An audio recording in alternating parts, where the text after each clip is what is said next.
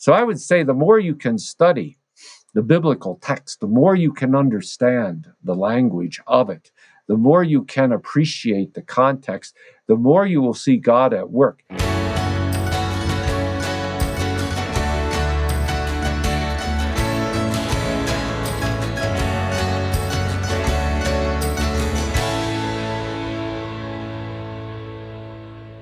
Hello, everyone. Welcome to Reclamation, a Be Emboldened initiative. I am Naomi. I'm the founder and executive director here at BE, and we exist for those impacted by spiritual abuse by providing support for the prevention of victimization and re-victimization. We do this by creating a safe place to ask the hard questions and to begin healing and rebuilding. Today, I am very honored to introduce you to a favorite professor of mine from Denver Seminary, where I recently graduated, Dr. Richard Hess. He is the Distinguished Professor of Old Testament and Semitic Languages at Denver Seminary. He is also the editor of the Denver Journal, which is Denver Seminary's online theological review journal. And if you've followed along with me and with Be Emboldened for any length of time, you've likely heard me recommend this as a resource for finding solid resources. His research interests include Old Testament exegesis and theology, Hebrew and ancient and Near Eastern languages, biblical archaeology, and topics such as the transcendent value of human life and healing in biblical times. Dr. Hess has lectured at more than 100 scholarly societies, universities, and colleges. He is a member of the Committee on Bible Translation for the New International Version. He served as associate editor for the NIV Zondervan Study Bible. He has also worked as a translator for the New American Bible, the Holman Standard Christian Bible, the English Standard Version, and the Common English Bible translations of the Old Testament. He has authored 9 books, including another favorite of mine, The Old Testament, a historical, theological, and critical introduction, and has recently just started a new website, he said just about a month ago. It's oldtestamentquestions.com, and here he answers questions submitted for response about the Old Testament. So he's in the process of creating this, what I went on the website already, and it's already an excellent resource, but I'm excited to see it grow. So please consider checking that out and submitting questions that you have, maybe follow-up questions from this episode you're listening to now. So with that background, Dr. Hess, I want to jump in with the first question here. What part does the Old Testament play within the overall greater book of the Bible? Yes. Oh, and thank you, Naomi, for having me on, and appreciate having this opportunity to interact a little bit about the Old Testament. And that's a really good question. You shared that with me ahead of time, and I've thought about it, and I think it has so much of value. Of course, the Old Testament is really the larger part of the Bible by far, and so it forms in so many ways a foundation and background. But I think for many of us, especially as Christians, we identify very much with Jesus and with his life and with the call to discipleship and everything good there.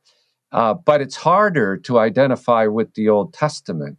It's a different culture.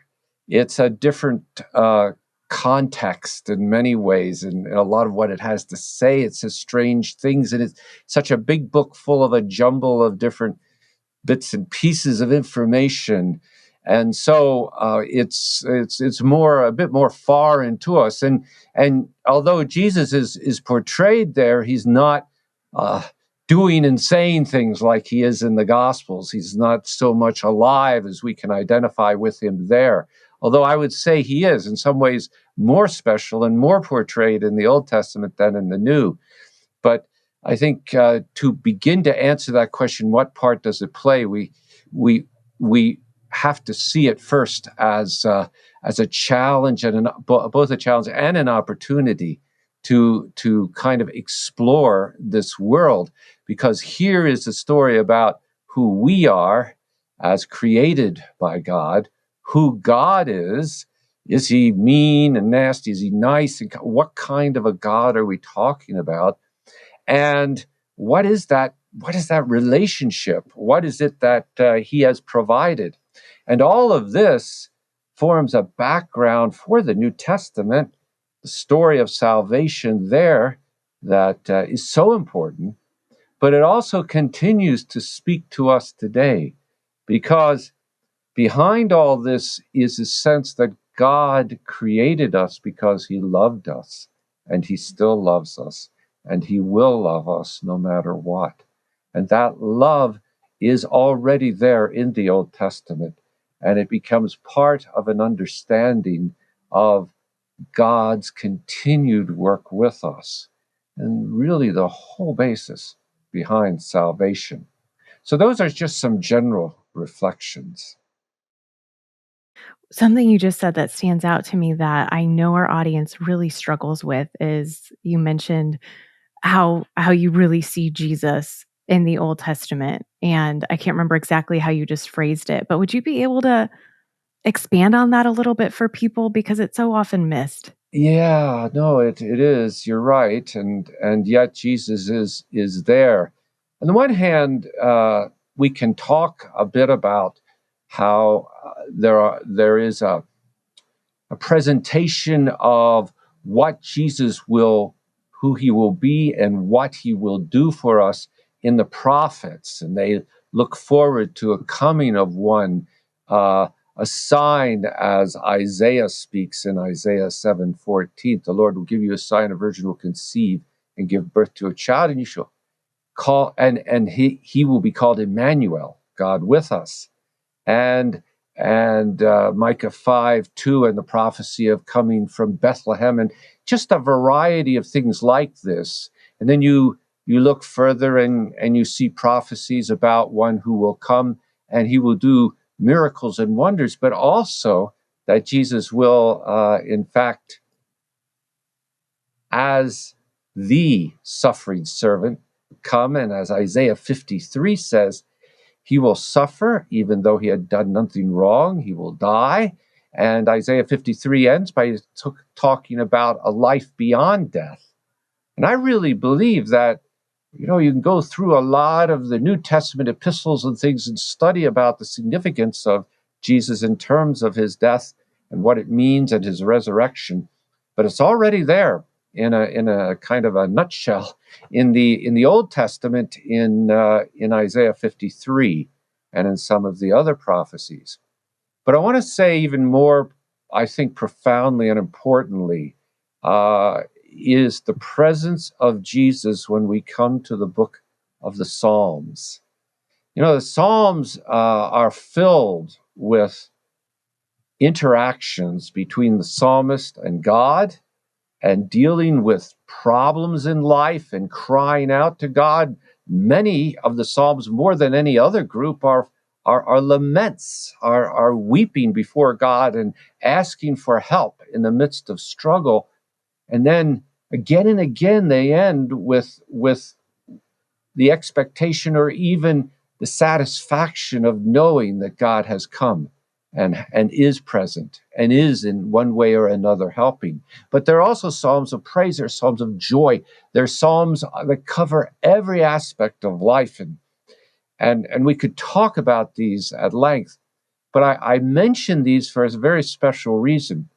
In New Testament times, Jesus, in his life on earth, would have encountered the Psalms again and again.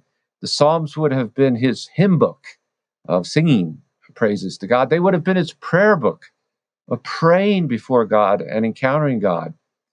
When we read the Gospels, and they're very important, Matthew, Mark, Luke, and John, we find there what Jesus did and said.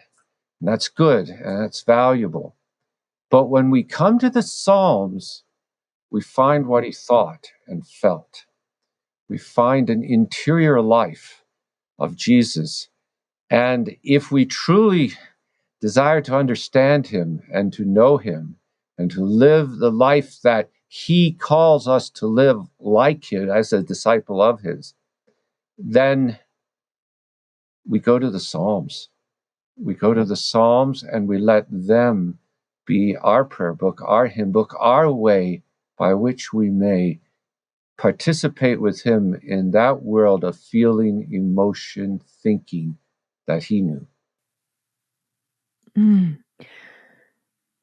This is so powerful for people who have met the wolves instead that are talked about in the New Testament, where they thought, okay, this is a leader. I'm coming under their authority, their spiritual authority, and they are interpreting scripture correctly and they have the good character and come to find out, no, they didn't. Yeah. People who were taken advantage of.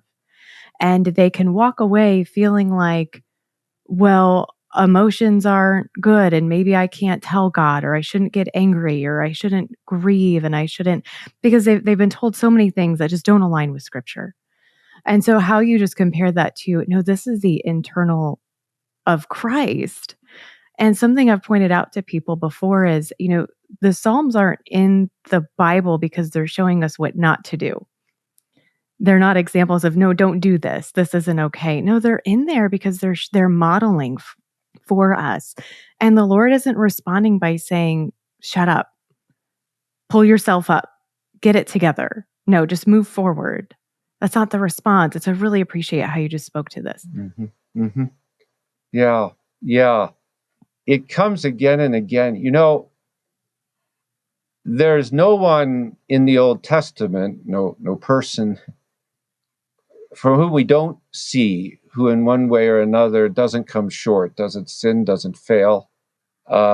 And many are impacted by that. In some cases, we read of kings and leaders and others whose impact is destructive and really can be bad.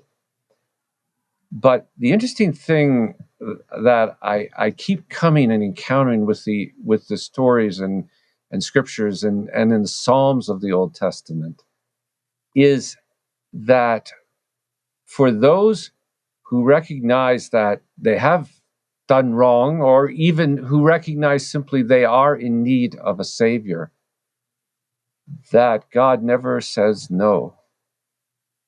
He never turns his back. He never refuses, no matter how wicked. I mean, the people of Nineveh were pretty wicked, but there comes Jonah and says, 40 days, Nineveh will be destroyed. And the king says, well, maybe if we repent, maybe if we wear our sackcloth, maybe if we cry unto God, maybe he will hear us. And he does, against Jonah, against even his own will, but he does hear us. He does hear the people of Nineveh. And the same way with David, who, had his own ways in his own life and did so many good things, but also, the story with Bathsheba and how he used his own power to get what he wanted. And that included murder. It included adultery. But he cries unto God because he knew that in the system that God had set up already in Leviticus for sacrifices, there was no sacrifice for an intentional sin of that sort. And there in Psalm 51, he says, you won't, I would bring all the sacrifices I could, but you won't accept those sacrifices. Zivkei Elohim roach nishbara, leiv nishbar v'nidkeh Elohim lo tivzeh. The sacrifices of God are a broken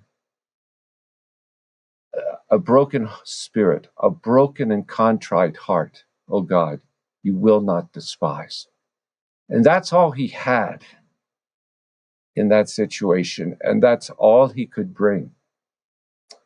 And there were ramifications and impact that would last his life and the life beyond, and life of others beyond that. But there was also forgiveness. There was also a willingness to forgive on the part of God. Would you say that is an excellent depiction of the forgiveness available to us? And yet, for those who have been abused, whatever kind of abuse it is, there is still justice, and they both can go hand in hand. Yeah. you say there is no justice. No, there is also justice. I think we see that so well in the story of David, that there was Yeah. forgiveness, but there was also justice Yeah. for the wrong that had been done. Yeah, there is an impact that does not, it goes on beyond the sin. There are the scars, there are the effects of it, and that's part of the world we live in. That comes about because of the fallen nature of the world and sin. And that is there, and sadly that remains. I think, and there's no, I can't say, oh well, we have a magic wand and it'll all go away. It won't. It is part of the life that we face. But part of the story of the gospel that leads to redemption and that leads to restoration in the end, which may be even beyond this life. But part of that story is that the one who gives that walked that road as well. And we read, of course, about it in the New Testament with Jesus and his suffering, the injustice of it, and his death for no sin that he had committed. But you have to understand it's also there in the Old Testament as well. There are powerful expressions of God being really, really hurt and yet coming to a place where he forgives. I think one of the most important texts in the Old Testament for this is Exodus 32 to 34. God had just brought his people to Mount Sinai. He had just delivered them from the slavery of Egypt, and they had cried out under that oppression. And there is this wonderful picture of redemption, miraculous redemption, where it seemed they had no opportunity. There was no sense in which they would be delivered. But the seas literally part, and they walk through on dry ground, and their enemy is destroyed before their eyes, which could never have been imagined by anyone. And he brings them, as it were, to his mountain, and there he gives them that means of relationship. They are delivered, they are saved. They can, but now they have the opportunity to follow him, and he brings his blessing to them in the form of an ongoing relationship. So much so that in Exodus 24, they have a feast together with God. It says twice there in the first 11 verses, they saw God and they ate and they drank together. This great feast that is itself an anticipation of the joy that will come in the feast at the end of the age with Christ and the bridegroom and the bride of the church of who we are. But the one thing that he asks of them above all else is that they have no other gods before them. And you may know the story. Moses goes up the mountain, and there in the mountain he is receiving the law and how to build, in particular, laws that follow in the following chapters about how to build a tabernacle whereby God could go with them as he takes them to the land where he will give them as a gift. And while he's gone, just a few days, a few weeks, we don't know exactly, but while he's gone, they build a gold calf and they worship this calf. And it becomes the very first thing he told them not to do. And in the Bible, the word to be jealous, there are two ways that jealousy works in the Bible. That is, it seems, part of human nature, part of what God has given. One is jealousy in a marriage relationship where that could be, and the other broken, and the other is the jealousy of God for his people and of them for him, so that there's nothing in between. But here that's broken. Here they worship a gold calf. And can you imagine God having done all this? He is so heartbroken and so angry. He is so angry at the abuse that they have done toward him. that he says to Moses, look, I know what they've done. You stand aside. I'm going to destroy them. I'll build a new people out of you. And there Moses, at the risk, of course, of his own life, but because of his love for the people, and he intercedes for the people. And he speaks to God and he says, no, don't do this. The other nations of the world, the rest of the world that will say, you only brought your people out here to destroy them. And your hope of blessing the nations already back in Genesis 12 that he had promised, your hope will be gone. And he says, all right, I won't.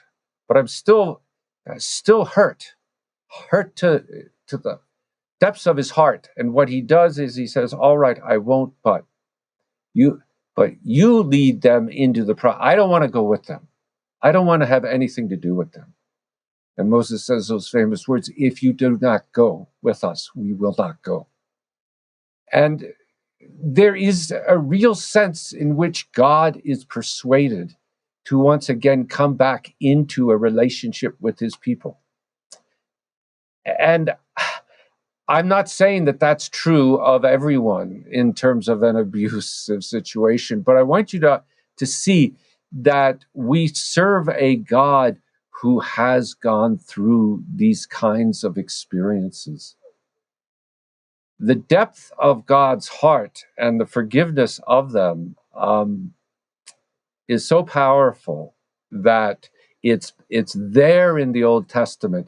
And again, the people of God turn against him. And again, they, in many ways, are the actors, and he is the victim of abuse because he does. You know, the greatest passage for me is, let me just pull it up here, Hosea 11. And in Hosea, the prophet of the heart and holiness of God speaks to his people, especially the northern kingdom of Israel, who have turned against him. He has sent them prophets. He has done miracles for them. He has performed healings. He has done everything. And yet they turn against him. And he says, how can I give you up, Ephraim? That's that kingdom. How can I hand you over, Israel? How can I treat you like Admah? How can I make you like Zeboim? These are the cities along with Sodom and Gomorrah that were destroyed because of their wickedness. My heart is turned over. This is God speaking. My heart is turned over within me. All my compassion is aroused. I will not carry out my fierce anger, nor will I devastate Ephraim again. For I am God and not a man, the Holy One among you. I will not come against their cities, the cities of the north. In order to understand any hope that we have in abuse, I think we begin by understanding that we serve a God who knows something of that abuse and has experienced it. And so out of that and out of the depth of his love, his compassion is to be able to walk with us in a profound way. And I thought I wanted to share that with you. Oh my goodness, I'm so thankful that you did. Yeah. These stories in the Old Testament, these accounts in the Old Testament, they build our evidence of this. We get to see over such a length of time how many times God forgave and forgave and forgave, and how many warnings and warnings and warnings. I think of Ezekiel with, laying on one side for 300 and something days and the other side. I mean, it's over 400 days the man is laying on one side or the other. Oh, and yes. It's just that representation of the hundreds of years. I mean, my goodness, we don't want to forgive the same person twice. And so it adds so much richness and depth to the relationship of God with humanity over the course of time. And so I really appreciate how you're highlighting this. Yeah. I think, I think of the example too of Joseph, who was, his brothers hated him, and when they were away from their father and he comes to them in Genesis 37, they sort of jump on him. They want to kill him. And finally, they're persuaded by one of the brothers who is less inclined to hate to hate Joseph, to sell him into slavery. And along comes a caravan that they sell him to, or they give him to, and they take him down to Egypt, and he's a slave in Egypt. And there's the story, of course, of Potiphar and his wife, who Joseph faithfully serves as a slave, but then the wife of Potiphar desires to seduce him, and Joseph resists her, and then she accuses him and attacks him and says, he tried to attack me. He's the one who tried to assault me. And Joseph has no recourse, and so Potiphar, angry at him, puts him in prison and puts him away from his sight. And there is Joseph in prison, where again he serves faithfully before God, so that the warden of the prison gives him some charge and responsibility over the others there. And then there are some dreams that come up among the prisoners, and one he interprets correctly, saying that you, who are the chief butler, as it were, will rise again to serve your master, who is Pharaoh, the ruler of Egypt. And it happens, and that master then forgets about him. But then several years later, Pharaoh has a dream that he can't interpret, and the butler remembers Joseph, and they bring him out of prison. All those years of misused, mistreated, abused by everyone. And he interprets that dream. And the dreams are that there will be 7 years of plentiful food in Egypt, followed by 7 years of no food, nothing available. And so the Pharaoh is so impressed by his interpretation, and that he puts him in charge to collect all of the grain, all of the food that comes into Egypt, all the surplus during those 7 years. And he collects it all and administers it. And then come the 7 years of famine. And if you read in that text, in Genesis 45, 46, I think especially 47, it says there that all of Egypt was starving when there was no food, and Canaan as well was starving, so that these places would have had no food. The people would actually have died, or they would have had to run and flee somewhere else where they could find food. But they would have been entirely gone. But Joseph has the food, and he administers it, and he sells it to the people, and he works out so that everyone lives. And the people in Egypt live, and so do the people in Canaan who come there. And among those people are Joseph's brothers, and they come back, and eventually, after some interaction, they tell their father, your son Joseph, whom you love so much, is still alive. And so Jacob, in his old age, goes down to his son and is reunited with his son and spends his last years with him there in Goshen in Egypt. And then he dies, and the brothers are frightened because they bury their father and honor him, but then they're sure that Joseph will want to take revenge now, for his father is no longer there to protect them. And then at the end, in Genesis chapter 50, Joseph responds and says, no, I won't do that. I won't take revenge. Am I in the place of God? No. For what you intended to me for evil, and you did. God intended to work for good, to accomplish what is now being done, the saving of many lives. And these are the lives of all of the people who become Israel, but they're also the lives of all of Egypt and the lives of all of Canaan. I think sometimes that's overlooked, but that's what the text shows. And so the work of Joseph, such an abuse in so many ways, is to grow and be led by God. It's not always the case. I know that, but in this case, to be led by God to a place where he could give life to the very people who persecuted him. And by the way, the story really doesn't end there, because there arises a Pharaoh who forgets what Joseph has done. And by the beginning of Exodus, he's killing the male children of Israel and enslaving all of Israel again.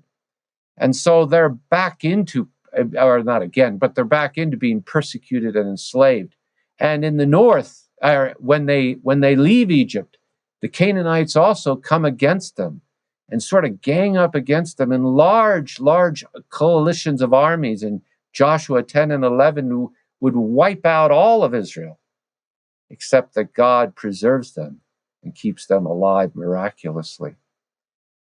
So it doesn't end sadly. But yet for Joseph, this was a story of redemption, not only of himself, but even of that generation of those who would have done so much evil toward him. And so when you hear this struggle that people can have, which I would assume you've heard, that the God of the Old Testament looks so different than the God of the New Testament, what would you say in response? I think you're speaking to that, but I want to ask you very directly. Yeah. I would say that there are two very fundamental characteristics to God that he reveals himself. God is holy, and that we find, he says it very clearly in Leviticus 18 and Leviticus 20 in particular, but he says it again and again, I am holy. And he calls us to follow him in that way. That holiness of God doesn't change from Old Testament to New Testament. It's the same God, the same work, the same holiness. And from the beginning, when God creates the world, he sets up these examples by separating the sky, the dry land, the waters. And he says, yes, and there are certain things that I want to separate because that's teaching and understanding of who I am, and because that will be the best life for you by which I can bring life. And he does that through the Old and New Testament. And the other essential characteristic is that God is love. 1 John 5 is a great example of that in the New Testament, but again and again, I mean, I've tried to suggest already that there are a number of examples where God is love in the Old Testament. Without his love, Israel would never have survived. And his love to establish a covenant after the flood with Noah, where he says, for all people of the world, I will never destroy the world again in this way. Where he says to Abram, I want you to come out and follow me so that through you, I can be a blessing to all nations of the world. I can bless them.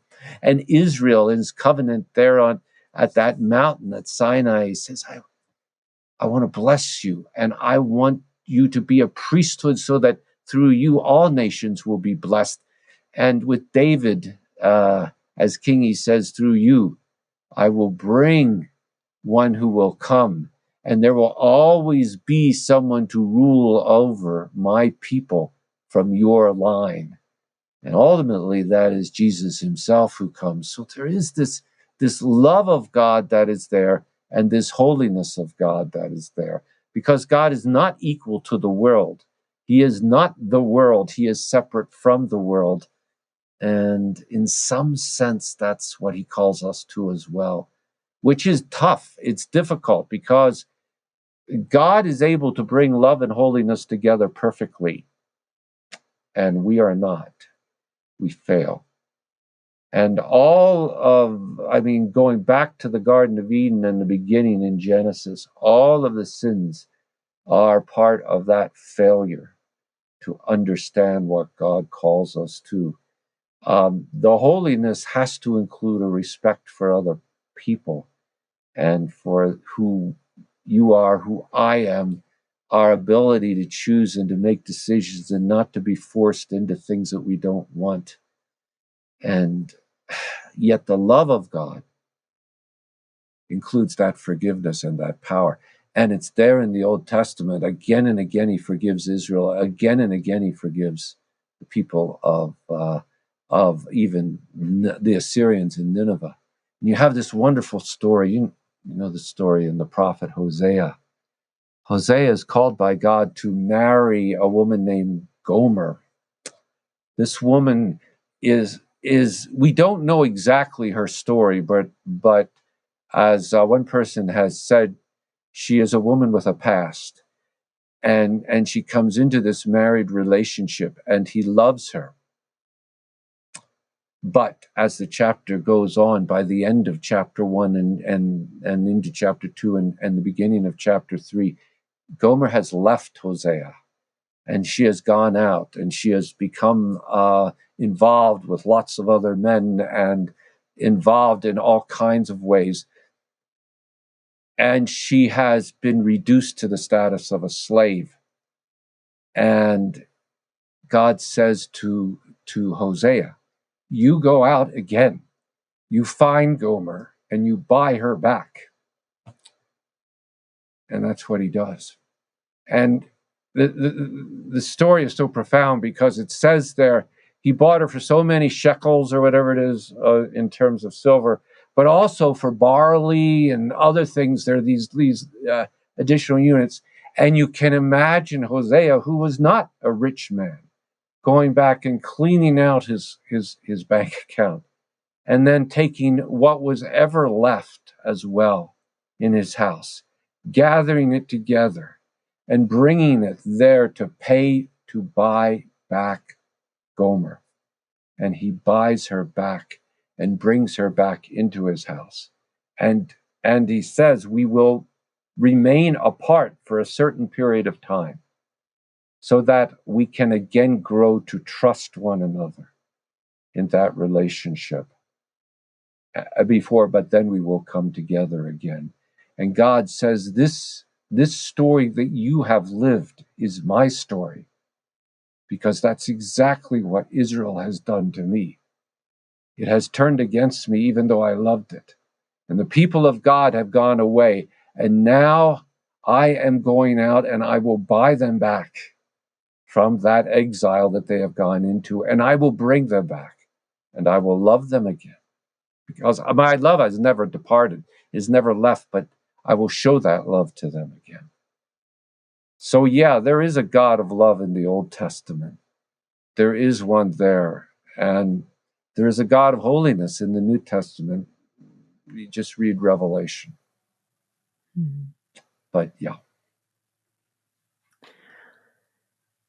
There are a couple of examples that I hear brought up fairly regularly where people will come along, and see, okay, yes, I can see that God is love. I can see, but what do I do with these couple of stories? And please correct my pronunciation if I'm forgetting and I'm saying this wrong, but one is the story of Uzzah in 2 Samuel 6:3-8. Mm-hmm. With touching the ark. And the other one is the story of Korah in Numbers 16, where the, ground opens up. And that one was a little bit less. That one's usually a little bit less about Korah himself and a little bit more about the whole family. Mm-hmm. Although Korah can still come into play. It's like, okay, well, was there grace there? What would that look like? But more so it's, okay, what about the kids? What about, making sense of that? So would you mind talking about each of these stories one at a time and sharing what maybe could people not be understanding well here that could be helpful? Yeah. No, these are issues and concerns that arise, and I don't want to minimize them, but there are a couple of considerations perhaps that may at least help in balancing out the story. I think with Korah, the family, there are a number of situations like this where a family stands under condemnation in part because of one person who seems to be the one responsible. So you got Korah, who clearly is in a position of rebellion against authority, and Nathan, Aviram, a number of different figures there. Usually they're male, although you do have Miriam at one point who stands against Moses, but in this case they are male, and they are in fact really in a position of rebellion against not so much the authority of Moses, but the authority of Aaron as high priest. What right does he have to be high priest and to function in this way and to do the sorts of things that he does? And one of the things about the Bible is it's important to realize what we know and what we don't know. And we don't know everything about all the motivations, all the involvement, all the engagement, even of the families that are there that may have taken place. But what we do know is that the rebellion does take place. There are several hundreds of people involved in as it comes to it in this rebellion, and they're in numbers, and there is this challenge. Well, what's going to happen? And so God says, well, put the rods of your authority, as it were, that you claim, and Aaron will put his rod, and they will be placed before me in the tabernacle, and I will show you. This is what we will see who has the right authority, as it were. And it's Aaron, of course, whose rod buds and produces life in a way that shows that Aaron is the living figure and the figure of life giving to the rest of the congregation by his actions, by his life. And it's not Korah, and it's not his associates. But then God says an interesting thing, and you can read it yourself, but he says, all of those who are not with Korah stand away from him and stand away from his place. And I don't know how to interpret that other than that there are anyone who did not join with Korah, including the rest of the people, including their families, including the others, could have stood away. There is this opportunity. Now you can argue, well, they were very in solidarity with him and so forth, and maybe they were, but they had seen all that had taken place. And they had already been, for several years, or at least for months, perhaps longer than that, they had seen the miracles that God had given. They had seen Aaron being selected and being chosen. They had seen all of these events that led up to this point. And so this rebellion is not without a context. And I think that I have no idea if some of his own family and some of the others did, in fact, at that point leave and join with the rest of Israel and step away, because when Korah gets swallowed up and all with him, it's those who not only had seen all these things, but had intentionally decided to remain with Korah. And that, I believe, would include all those other people. Now, you're, well, what about the young children and things like this? But the children would have been with the parents, and the parents would have made those decisions. And that included the mothers, the older sisters, whoever might also have been involved, and who would have been, in the first instance, the most responsible, the most connected with the children, especially the young children who could not have made a decision on their own. So I just like to balance that out a little bit as we see that judgment coming down. It is a judgment not only of Korah and some of the others who had actually led the rebellion, but also those who had continued to stay with it no matter what. And so I would just say that. I don't want to take away from the fact that there is a judgment of God, and it comes, and that there are strong family ties, and that you have to you recognize that. But in a context like that, it's hard for me to think that these people did not have the opportunity, if they had felt that God, who is God and what has he chosen and what has he done, and they could have joined the rest of Israel, I think. That when we come to Uzzah, we come to a slightly different context and a different story, but it's the same idea.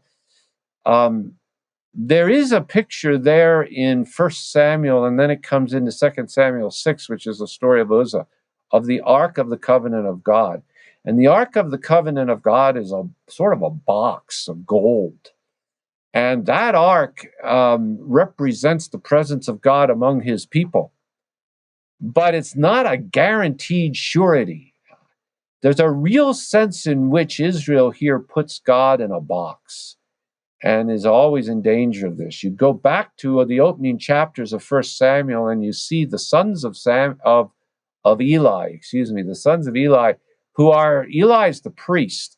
He's the one who's connected with God, and these sons will follow as priests as well, but they're corrupt. They're doing everything wrong. They're taking advantage of their position to manipulate it, to have authority over the people, to corrupt and to engage in improper relations with people who come to there to offer sacrifices, the women as well. It's a bad scene. And so there comes this battle with the Philistines who come against Israel. And it looks like it's going to be a really tough battle. So what do the sons of Eli do? Well, they take the Ark of the Covenant out of where it's supposed to always be, in the most holy place in the tabernacle, and they run with it to the war. And the Philistines see this and they're scared and they say, oh no, the very Ark of the Covenant of God has come.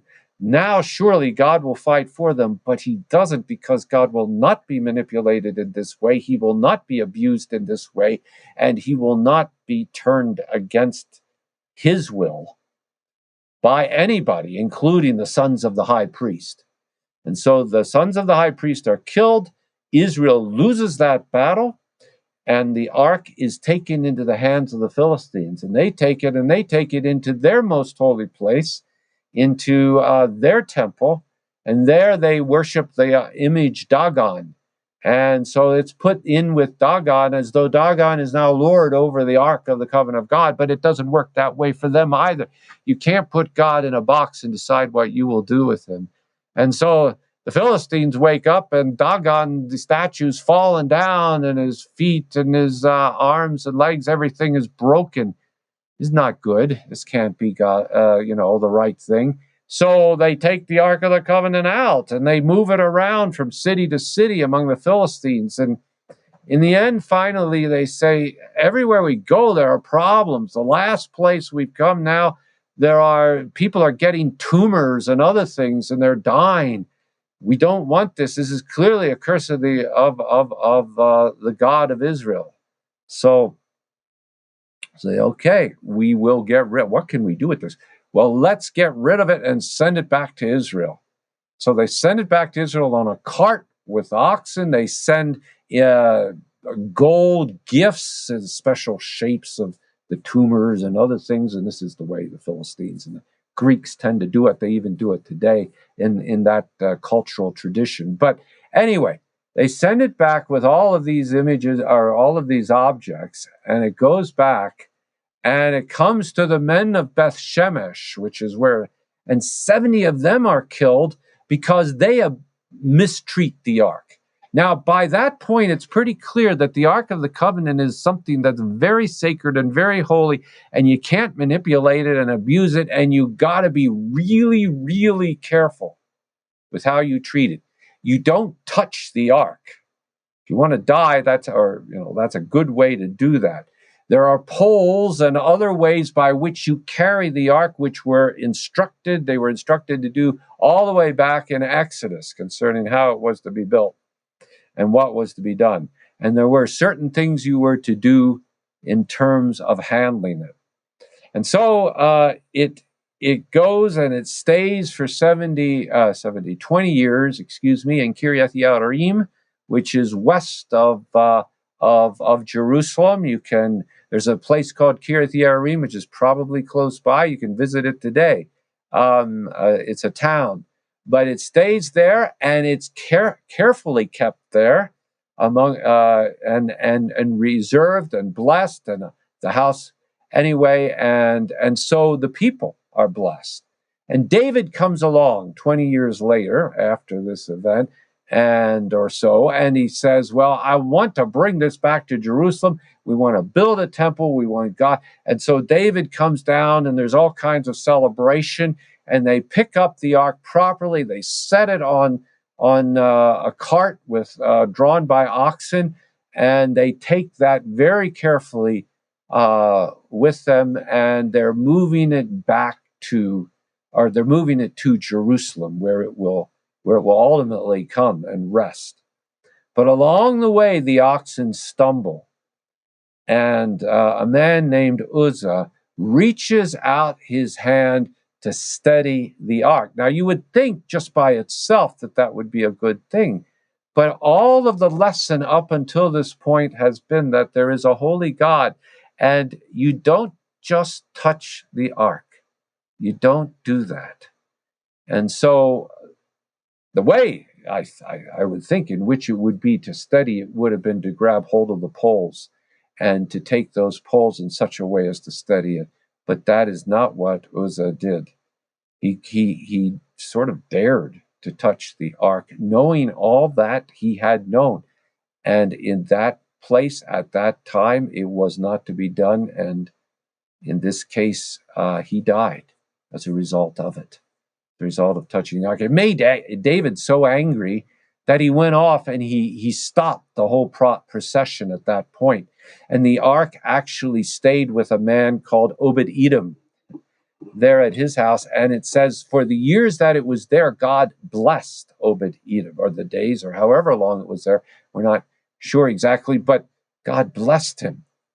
So the ark was both an instrument of blessing, but also an instrument of judgment for those who misused it and abused it.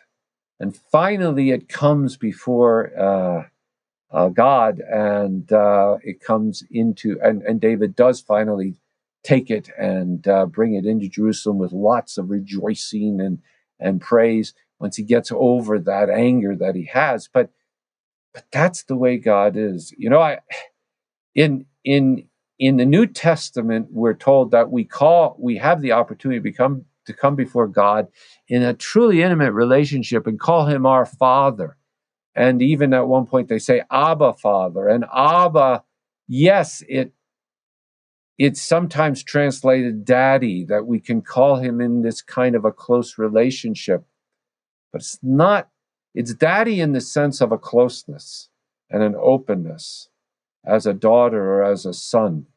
But it's not daddy in the sense of being flippant. And there is always this respect that we have before God, and that goes back to the Old Testament. So those are some thoughts in terms of how I would understand these accounts. And something that you're highlighting is we really have to back up when we're reading. It's not just reading that paragraph. I mean, we've got to really back up and get, okay, what's the best picture we can get from what we know? Yeah. And I'm wondering, are there any other sort of considerations that you would say people should have when they're reading the Old Testament in order to get as accurate of a picture as possible? Well, yes, I really think what you say there with regards to context and with regards to understanding of it is just so important. We see it just really again and again with regards to who God is and how he responds and acts towards people. And the better that we can understand that, the more I think we have an understanding of how God will work. You have there are a number of events that people point to, you know, of this sort of thing. And I've spent a lot of time talking about the destruction of the Canaanites and what about the genocide? Wasn't that unfair? But then you have the story of Rahab, and you have the story of this wonderful reclamation of somebody who actually believes. And when you actually look in the detail, point by point, with the Canaanites, you find that there is no example where any Canaanite non-combatants are really put to death. There is no specific statement like that in the book of Joshua. What we have again and again is the armies that come to destroy Israel, who are then beaten back. And even in the account of Jericho, I believe Jericho, given its situation, given its context, its description, both in the Bible and what we know of Canaan at that time in terms of the archaeology, the site of Jericho, it was a small site. It could not have been more than a couple acres in size. And I believe it was primarily a fort. The only specific people we have who are mentioned, who are there, are combatants, are military, other than Rahab and her family. And Rahab and her family are saved thanks to the confession of Rahab. She really represents her family in that way and leading them to salvation. And they're all saved. And that was there and possible. And in no place are we ever told that that wasn't available to anyone who would come and seek out Israel. But what we have instead are the kings and the armies that come and fight against them. And they're destroyed because it's either they're going to win and destroy Israel, or Israel will win. And God fights for Israel. And it says, I know it says in Joshua 6 that all the, it says, it's often translated men and women, old and young, were put to death or destroyed there at Jericho. But the words actually are not quite that. In the language of in the Hebrew language, it's from man to woman. And it's used a number of times in the Bible as a simply stereotypical expression for saying everyone who was there. And I believe it was military. And they walked around Jericho 7 days in order to allow them to be delivered, to see if there was any opening. And the only opening, there was one. The only opening was at Rahab and her window, out of which there was a red cord. But the verb to walk around is exactly the verb used in the Psalms of go around Jerusalem and admire its fortifications. In other words, inspect it. And this was a ceremonial inspection to see whether anyone in Jericho was willing to allow themselves to present themselves before the God of Israel. And they weren't. And then the last day, 7 times they do it. And by the way, that suggests it wasn't that large of a city, because let's face it, you can't go around something 7 times in a whole day like they did. I think it was a relatively small fort. And so in the end, God, he actually knocks down the walls. And yes, then the combatants are destroyed. And I see this again and again. We have lots of examples of where it can be taken as though God's a really mean God destroying. But when you actually look at the context, he's not. What he's doing is he's providing opportunity and mercy, and then it's the decision of the combatants, and usually it's the armies that come after him. God or the people of God. Another one that's famous is in 2 Kings. I think it's chapter 2, where you have the so-called youths who come out and mock Elisha as he's returning. Get up, Baldy, get up, they say. And he curses them, and bears come out and maul 42 youths. Well, that's a very interesting text for a whole lot of reasons. But they come out of Bethel. Now Elisha has just come from Jericho, where he's taken waters that produced death because they were poisonous, and he's miraculously made them drinkable so that the people can live there and prosper. And they have such gratitude. He will go from Bethel to provide life for all kinds of people. He will raise people from the dead. He will do all kinds of things. So why? What's he doing here? Well, first of all, the term is ne'arim ketanim. These youths in the Hebrew, it's described. Which the word there is yes, it often means young person, but it can and does mean a person who knows what they're doing. These are not just little boys or something like that. These are, in fact, Solomon says when he becomes king, I am but a young person, like he uses the same terms. Jeremiah says how he is a young person, using language there like what you have in Second Kings. But these are people who clearly have the ability to think for themselves and to decide what they're going to be. I don't see this as a wandering little group of nursery school boys who are girls who somehow escaped from their teachers and started laughing at Elisha. I see it as a group of at the youngest teenagers and older, who came out of a context of what is a center of false worship at Bethel, where they had a gold calf that they worshiped quite regularly at this time, and they were mocking and belittling Elisha for what he was and what he represented. And so, while I don't want to minimize the seriousness of what happened, I do think that they knew what was going on. So I would say the more you can study the biblical text, the more you can understand the language of it, the more you can appreciate the context, the more you will see God at work. And I'm not in this trying to say everything was sweet and wonderful. It's not. Look at the account of Judges, and there at the end of Judges, what is more horrible than the abusive treatment of the concubine, the Levite's concubine, there at the end in chapter 19, who is raped and given over to being raped and effectively murdered. And what does the Levite do? But he goes back home and cuts up her body like Saul later would an ox, which is a way of sending, and then sends it out to the tribe saying, come join or you will be dead like this ox. But I mean, in a horrible manner, making a woman who's so abused in this way.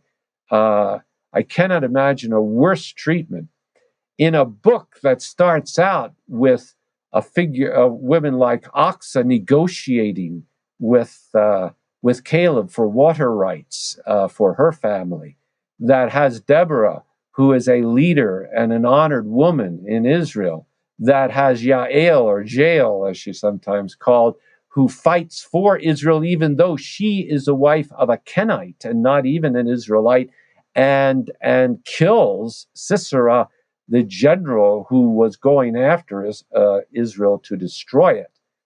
And so point after point after point, you have these women who do mighty things and are engaged in all kinds of a variety. The society is much more flexible in terms of what happens. But because as it goes forward, everyone does what is right in their own eyes, there are also these terrible situations where you have people who are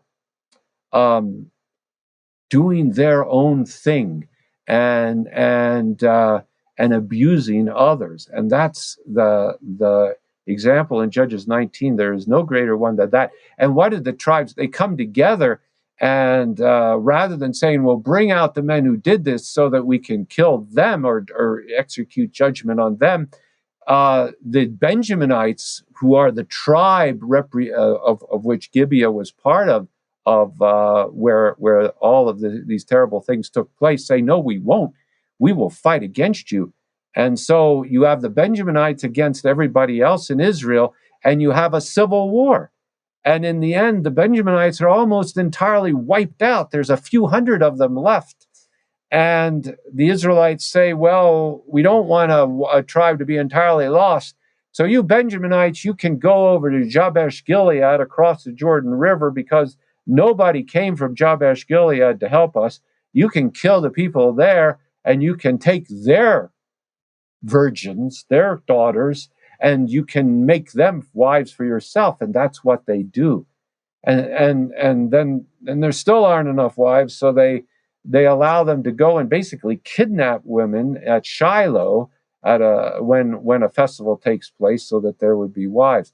It's just a horrendous story that ends Judges, and that's why it's so wonderful that set next to that is Ruth, which is love story set in the time of Judges, and you'll come to the end of Judges, and what's interesting is we don't know the names of these people.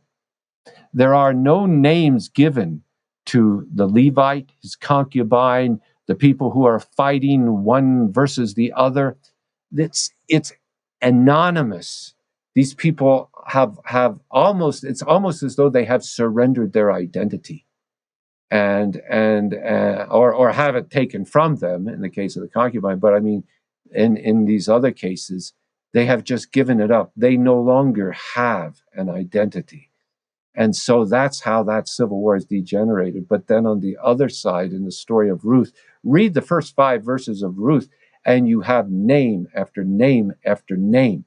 It's not just Naomi and Ruth, but it's their husbands, their the other daughter-in-law of Naomi, and you're inundated with names because suddenly you have identity, and you have people who really have a life and a meaning for that life. And yes, it's tragic what goes on there in terms of famine and in terms of the death of the men. But in the end, out of that comes life and new meaning to life. They go back to Bethlehem. Ruth marries Boaz, and together they give birth to children, and the line is established and continues. Anyway, I got into that, but I just wanted to. I wanted to show that there are I in no way would minimize the terrible things that take place, just as there are terrible things that take place today. God help us. But there are also ways in which God continues to work. And there are ways in which I think he wants us to hear him and his compassion. Well, and something we talk about with people here at Be Emboldened is placing the accountability where it goes. And so if people made these horrific decisions, that doesn't mean that we put that accountability onto the Lord. These Right. people made these decisions. And I think that contrast you just pointed out is really noteworthy because we're talking about a time period, correct me if you disagree or add anything on, but we're talking about a time period where names mattered and genealogy mattered, and there was honor connected with a family bloodline. And we really see the importance when we read all these genealogies. It's like begot, begot, begot. Like, why do we have all of this in here? And, but there's a real importance, put on people's names and their family lines and these things. And so you're right to see at the end, we don't have any of that. And yet then we're going to highlight this one family. We're going to, wow, what a contrast again between the two. Yeah. Yes. And this is where the identity lies. It lies in the family. It lies in the construction of those families, and it lies in their continuation. And so many of the laws, some of which seem odd and strange to us, are all designed to provide for not only the family and its continuation, but those who are the most vulnerable in the families. The widows, the orphans, those who are cut off from such things, that they can come into these families, or they already are, and they have a place and they have certain rights and privileges within that family that are there for that life, to maximize that life and to maximize the life-giving nature of it in generation after generation.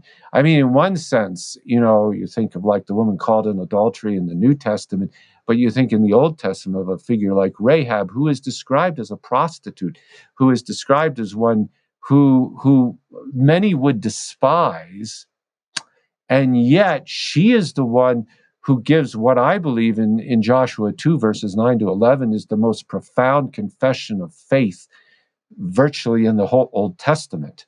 Because if Romans 10:9, if you confess with your mouth that Jesus is Lord and believe in your heart that God has raised him from the dead, you shall be saved. in the Old Testament, the salvation event was the Exodus, and that's the very thing she confesses and begins by saying, God is God, and winds up, God is God in heaven above and on the earth below, and God is the one who has brought you in. The Lord, the Lord of Israel, Yahweh, has done this, and she gives such a clear confession there. There isn't anything clear in that. And then she goes on to negotiate for her family, as I said, and she doesn't have a husband, but she talks about her brothers, her sisters, her mother, her father, that God would preserve them. And that's what they agree to. And in Joshua 6, which is the great story of Jericho, and, it's the old Sunday school story of the Israelites defeating Jericho. But if you actually take that story and read just that story of the Israelites conquering Jericho, interwoven with that is the rescue of Rahab and her family. And I think there are something like 104 words in Hebrew that describe the destruction of Jericho there. And again, interwoven with them, there are 80 some words that describe the rescue of Rahab and her family. In other words, to the author and to what God wants to say, the rescue of Rahab and the salvation of Rahab is as important as the destruction of Jericho. And she is brought into Israel, and she comes in. And of course, as you know, you don't have to even read the Old Testament. You can read the New Testament and the genealogy in Matthew there. She becomes part of the line that goes right down to Jesus, who is born. So Rahab does marry. She does have children, and that is part of her heritage. And it's just so important, I think, to understand that God is not done with us, that he loves us with an everlasting love, and that love continues. And he has plans for us. For those who will listen or watch this episode, I hope that this conversation highlights how, first, the beauty of this whole meta narrative, the beauty in the Old Testament as well as in the New, because many of our audience, like myself, come from a background where the Old Testament was used to create an unhealthy fear of God, not the healthy fear of God, but the I'm just terrified of God and I'm afraid that if I don't take the right quote unquote job, I might be damned. I mean, this kind of fear of like, I'm trying to please and it's terrifying, and any misstep, there isn't the grace, the doomsday aspects, the control, and so it's a mess. And what you've spoken to today, again, I hope it highlights that the first mistake done in these situations is that scripture wasn't read and interpreted correctly, because that's not actually the God that we see in the Old Testament. And so that's the first error that we have there. Yeah. Oh, it's so, so important. You go back to the very beginning, it says in the beginning that God created humanity, created each of us in his image and likeness. We're the only image and likeness of God, but we all have that. Genesis 9:6 reaffirms that after the flood. There could be no greater sins than the violence that spread abroad in Genesis 6 that brought about the flood. Yet God really, in his mercy, and that's a whole other story, rescued Noah and his family. They come off the ark, and he reaffirms there, he says, you can't go around murdering people innocently in Genesis 9:6. Because you are each created in the image of God and you have that eternal value. We are each of such a value that value transcends any amount of gold or silver, any amount of material things in this world. It is truly that we are of God. Therefore, it is out of that value, out of coming to terms that we really do have a value before God, that we are called to live. And that goes all the way back to the first covenant, the first relationship with Noah, with his family. And from there, according to Genesis 10, all the nations of the world come. So we're all created in that image of God, male and female. We all have that value.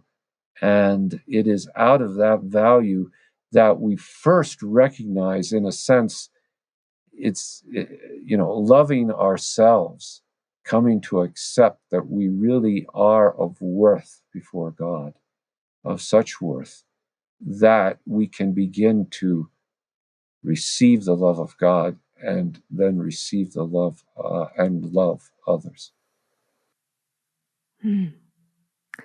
And so when we go to the Old Testament and we open the scriptures and we start to read, for those of you who go and you see a God who is only wrathful, consider that you're seeing it because that's what you've been told. And please reconsider. And if we go to the text and we instead approach it with the posture of, okay, well, who are you, God? I want to know, and I'm going to read, and let's see what's in here. Let's see what I find. I'd offer that you're going to find something very different. Yeah, no, it is. I think one of the most important verses that I mentioned back at the beginning of our conversation is when God is persuaded to love his people Israel, even after they had betrayed him in the deepest and most terrible way. And he reveals himself to Moses in Exodus 34:6, and he says, the Lord, his personal covenant name, Yahweh, Yahweh, the compassionate and gracious God, slow to anger, abounding in love and faithfulness, maintaining love to thousands, and forgiving wickedness, rebellion, and sin. And these words are words that remain true of God when he created us, when he created Israel, and throughout every covenant relationship. It is that upon which is the foundation that Jesus comes and dies on the cross, that he is willing and out of his love to die, because this is who God is from the beginning.